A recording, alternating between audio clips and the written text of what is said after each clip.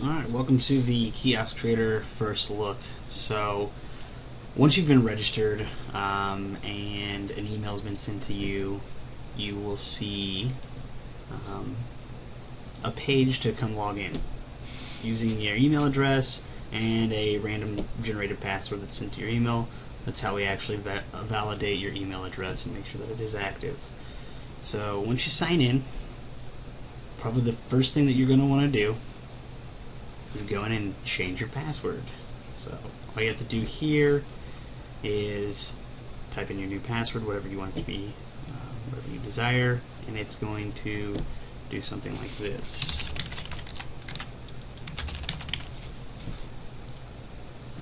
The password's been successfully updated.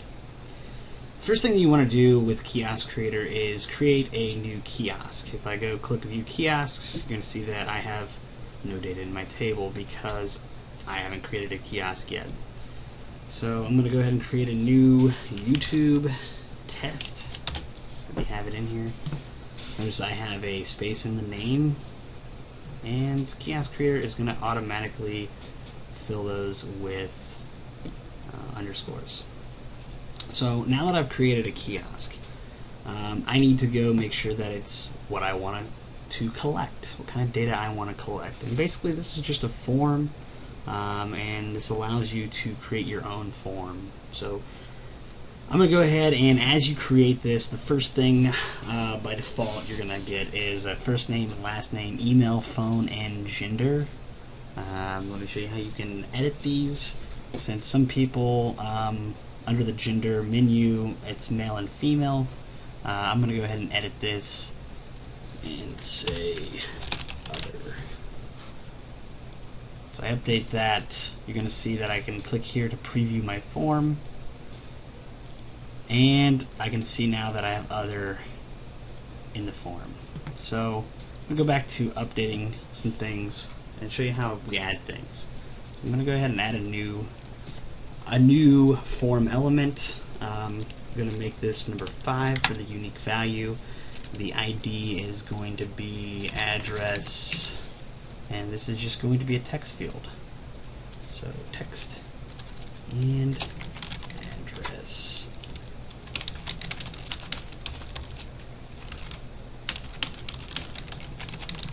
Or fill out your address. Go ahead and save this. And refresh the grid. Add another one. 6. I'm going to go ahead and say city. You get the point here. So I'm going to go ahead and pause the video, refill out this information for everything, and then show you how this works. So now that I've figured everything out and filled everything out, I have first name, last name, email, phone number, gender, address, city, state, zip. This is pretty basic information that most people want to collect, and so I'll probably make the default of just something like this. But for the sakes of showing how this works as well, say I want to add a couple polling questions. So I'm going to go ahead and add in another one as well, and you can see the last unique was 8, so I'm going to go ahead and 9, and then I'm going to say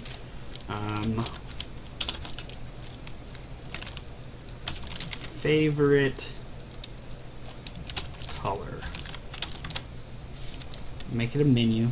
Notice that I can do 4 things. I can do text, a telephone, an email, or a menu. And undefined just doesn't work.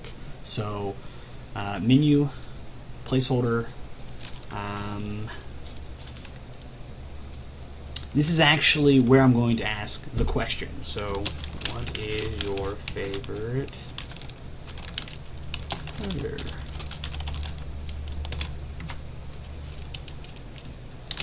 And then in the tooltip, I'm going to say select color, because this is going to be the default unselectable thing, which is the tooltip when you're using an item. And then I'm going to put in here options red, green, blue, or well, not orange, purple.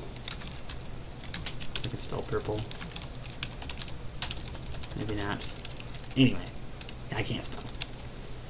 Red, green, blue, yellow. How about that? And once I save this, I can hit there or down here, refresh the row. I can see that this is down here now, and then I can go preview my form. So here is what my form looks like. First name, last name, email, phone number, gender, address, city, state, zip code, and what's your favorite color. And so I'm going to go ahead and fill this out just to show you how this works. Phone number, this is not a real phone number.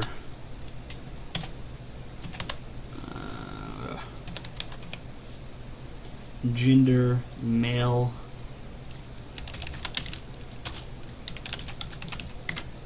City, I don't know.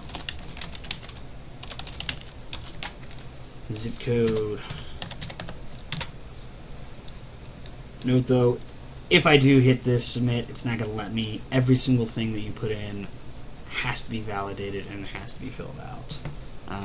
That is just going to help you collect the data that you actually want to collect and make sure that you're getting what you want. So I'm going to go ahead and choose Indiana, and my favorite color is blue, right?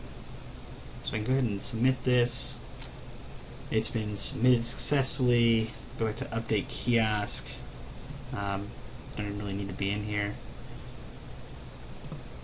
Once I come back to view kiosks, I can see my YouTube test, when it was created, when it was updated, and then I can view the data that's been collected by it.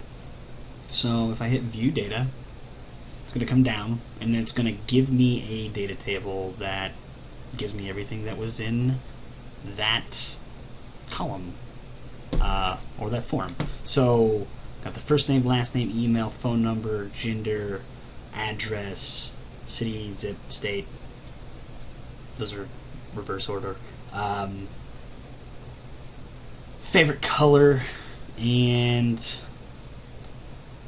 now I'm going to go ahead and show you that since I have this in an electronic format, I can go ahead and export this as a CSV. So I'm just going to say to my desktop, test CSV, save. I'm going to replace it.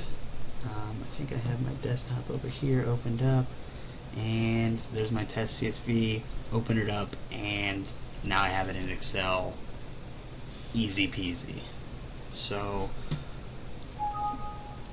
I know that there's going to be a lot more things that I'm going to need to add in here as far as like radio buttons, check boxes, maybe a couple more masks for things, maybe like zip code. But other than that, though, this is the gist of Kiosk Creator. It's giving you a way to create the forms that you want to create, and then collect the data that you want to collect. And how you use Kiosk Creator is totally up to you, whether you use it on mobile devices, iPads, tablets, PCs, however you plan on using this. Hopefully this gives you a really flexible way to collect the data that you want, view the data that you want, search it, filter it, and then export it into a PDF, an Excel file. Just copy it directly out of the table and paste it into Excel. If I hit copy and I open up Excel